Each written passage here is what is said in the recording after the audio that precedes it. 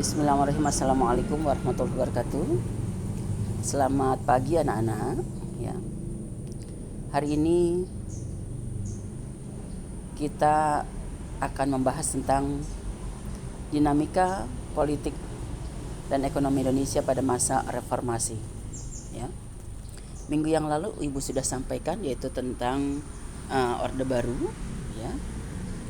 Mudah-mudahan masih ingat ya. Orde Baru adalah suatu tatanan seluruh kehidupan rakyat, bangsa, dan negara yang diletakkan kepada kemurnian Pancasila dan Undang-Undang Dasar 1945 secara murni dan konsekuen. Orde Baru diawali dengan dikeluarkannya Super Semar, Surat Perintah 11 Maret. Yaitu kapan? Yaitu ketika secara resmi Pak Soekarno menyerahkan mandatnya kepada Letnan Jenderal Soeharto, gitu ya. Ya, mudah-mudahan masih ingat. Nah, hari ini Ibu akan menyampaikan masalah reformasi Indonesia. Ya.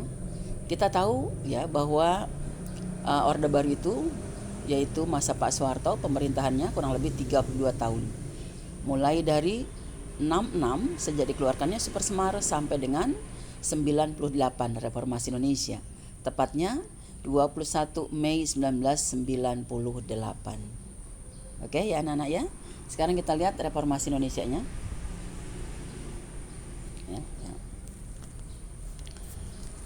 Pengertian reformasi.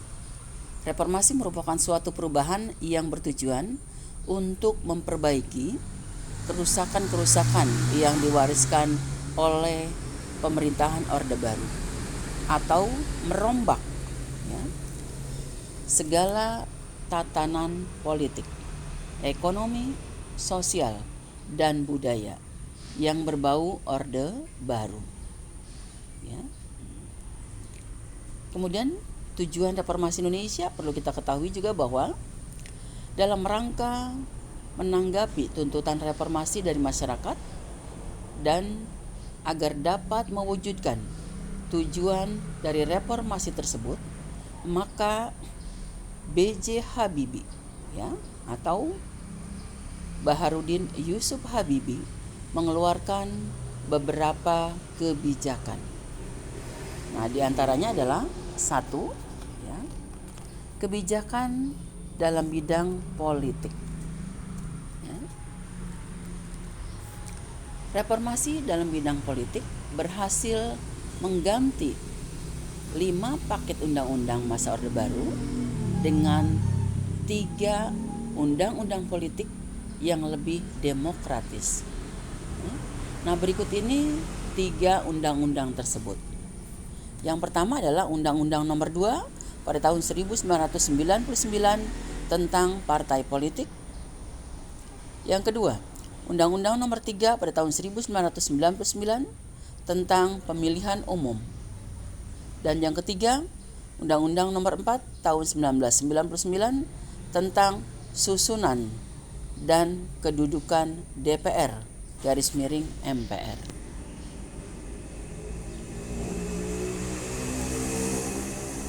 Kemudian anak-anak tolong diperhatikan ke depan. Sekarang kita lihat kebijakan dalam bidang ekonomi. Ya. Nah, untuk memperbaiki perekonomian yang terpuruk, terutama dalam sektor perbankan, pemerintah membentuk Badan Penyihatan Perbankan Nasional atau BPPN. Selanjutnya, pemerintah mengeluarkan Undang-Undang Nomor 5 tahun 1999 tentang perlindungan konsumen. Nah, yang ketiga, kebebasan dalam menyampaikan pendapat. Ya. Kebebasan menyampaikan pendapat dalam masyarakat mulai terangkat kembali. Hal ini terlihat dari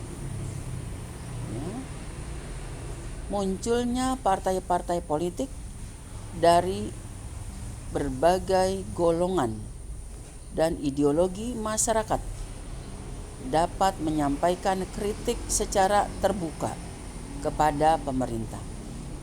Di samping kebebasan dalam menyampaikan pendapat, kebebasan juga diberikan kepada pers ya.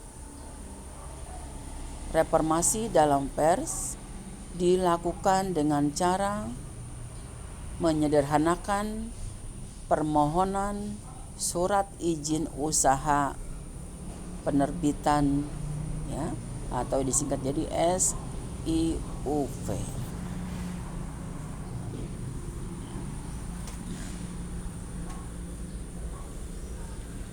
Ini pelaksanaan pemilu, ya. Mohon diperhatikan anak-anak, ya.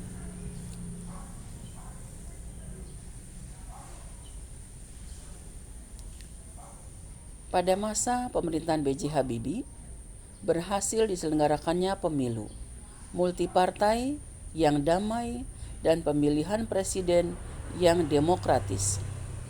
Pemilu tersebut diikuti oleh 48 partai politik. Dalam pemerintahan B.J. Habibie juga berhasil menyelesaikan masalah Timor Timur. B.J. Habibie mengambil kebijakan untuk melakukan jejak pendapat di Timor Timur. Referendum tersebut dilaksanakan pada tanggal 30 Agustus 1999.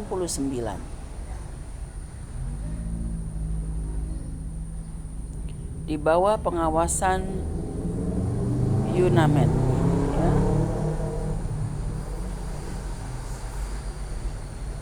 Hasil jejak pendapat tersebut menunjukkan bahwa mayoritas rakyat Timor Timur lepas dari Indonesia. Sejak saat itu, Timor Timur lepas dari Indonesia pada tanggal 20 Mei 2022. Timor Timur mendapat kemerdekaan penuh dengan nama Republik Demokratis Timor Timur.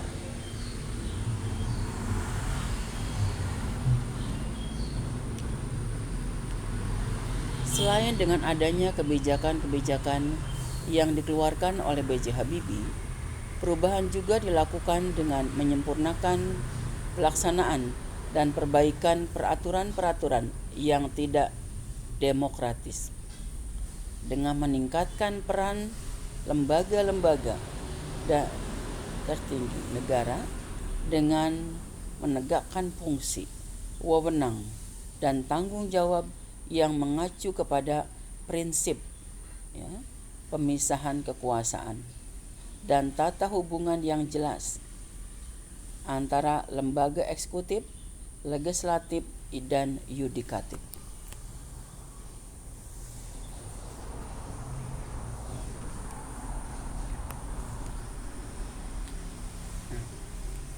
Masa reformasi berusaha membangun kembali kehidupan yang demokratis, antara lain keluarnya ketetapan MPRS RI nomor 10 MPR 1998 tentang pokok-pokok reformasi. Yang kedua, ketetapan nomor 7 Romawi MPR 1998 tentang pencabutan TAP MPR tentang referendum. Yang ketiga, TAP MPR nomor 11 MPR 1998 tentang penyelenggaraan negara yang bebas dari KKN.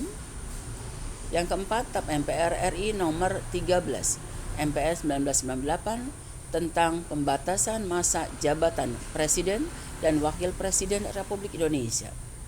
Yang kelima, amandemen Undang-Undang Dasar 1945 sudah sampai amandemen, ya, 1, 2, 3, dan 4 Romawi. Ya. Mohon diperhatikan anak-anak, di sini ada sistematika pelaksanaan Undang-Undang Dasar pada masa Orde Reformasi. Ya. Kemudian ciri-ciri demokrasi Pancasila pada masa reformasi, dan salah satunya adalah mengutamakan mengutamakan musyawarah mufakat. Yang kedua, mengutamakan kepentingan masyarakat. Ketiga, tidak melaksanakan kehendak pada orang lain. Yang keempat, selalu diliputi oleh semangat kekeluargaan dan lain sebagainya, ya. Ada 11 poin. Nanti silakan dilihat kembali. Kemudian sistem pemerintahan pada masa Orde Reformasi, ya di sini ada beberapa sistem, ya. Sistem pemerintahan pada reformasi dapat dilihat dari aktivitas kenegaraan sebagai berikut. Ada poin 1, 2, dan 3. Ada 4 bahkan, ya. Jadi di dalam amandemen Undang-Undang 1945 ada penegasan tentang sistem pemerintahan presidensil tetapi dipertahankan dan bahkan diperkuat, ya. Kemudian kesimpulan, ya. Kesimpulannya, kebijakan B.J. Habibie yang meliput 1. Kebijakan dalam bidang politik, kebijakan dalam bidang ekonomi, kebijakan dalam menyampaikan pendapat, yang keempat kebijakan pemilihan umum, ya. Itu reformasi Indonesia. Tapi kalau kita mau ingin lebih jelasnya, di sini ada pasca Orde Baru, ya. Ada pemerintahan Pak Habibie, ada pemerintahan Abdurrahman Wahid, mungkin ya perlu kita lihat lagi. Ada pemerintahan Megawati, kemudian ada pemerintahan SBY, ya.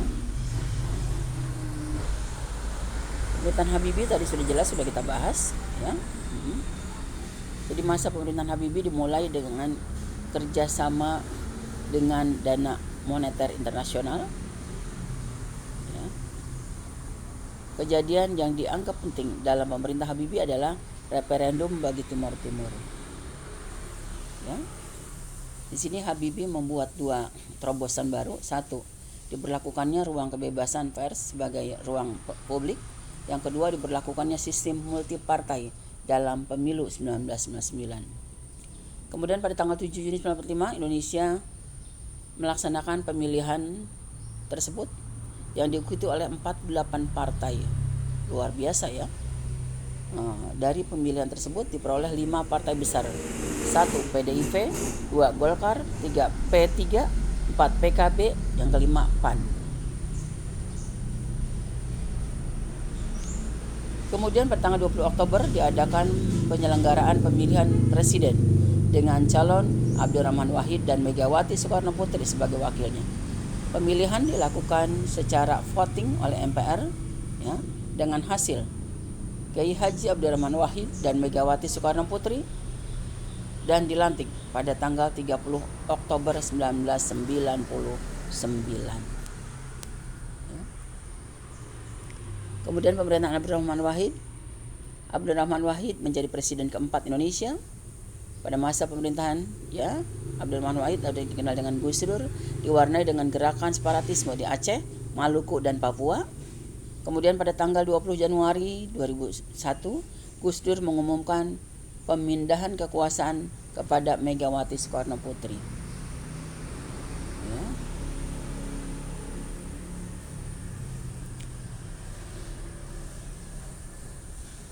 Kemudian kita lihat pemerintahan Megawati Soekarno Putri, ya. Pada masa pemerintahannya Indonesia tidak menunjuk perubahan yang berarti, meski ekonomi Indonesia mengalami perbaikan. Pada tahun 2004 bangsa Indonesia melaksanakan pemilu secara langsung diikuti oleh 24 partai dan dilakukan dalam 3 tahap. Tahap pertama 5 April 2004 dilaksanakan pemilihan anggota DPR, DPRD provinsi, DPRD, DPR. Kedua, 5 Juli 2004 dilaksanakan pemilihan presiden dan wakil presiden tahap pertama.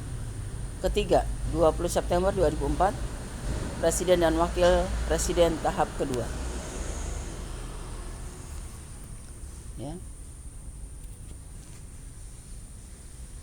Pemilihan tersebut menempatkan pasangan Susilo Bambang Yudhoyono dan Yusuf Kala sebagai presiden dan wakil presiden Republik Indonesia periode 2004-2009. 2009 dilaksanakan pemilu dengan sistem yang sama. Terpilihlah Susilo Bambang Yudhoyono dan Budiono sebagai wakil presiden Republik Indonesia periode 2009 sampai 2014. Ya. Kemudian pemerintahan Susilo Bambang Yudhoyono 2004 SBY menjadi presiden RI Indonesia RI 2009 SBY kembali menjadi presiden didampingi Budiono. SBY dan Budiono segera membentuk kabinet baru yang diberi nama Kabinet Indonesia Bersatu 2. Ya. Kelebihannya kita lihat, ya. Ada kelemahannya juga tentunya. Ya. Kesimpulan. Ya. Nah, kesimpulannya Ibu sampaikan, pada masa era reformasi, orang bebas mengemukakan pendapat. Habibie memberikan peluang terhadap masyarakat untuk mengemukakan pendapat di depan umum, unjuk rasa ataupun demonstrasi. Adanya amandemen Undang-Undang 45 yang berhasil menata kehidupan ketatanegaraan. Namun pada era reformasi juga terjadi krisis ekonomi besar-besaran pada 1998 yang menyebabkan hutang swasta luar negeri semakin membengkak dan sebagian besar berjangka pendek. Ya, kemudian melemahkan perbankan, penegakan kepastian hukum serta kondisi politik yang tidak stabil dan lepasnya Timur Timur dari lepasnya kepulauan. Ya.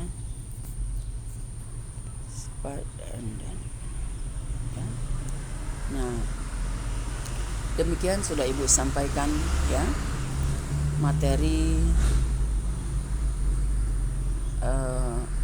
reformasi Indonesia, ya.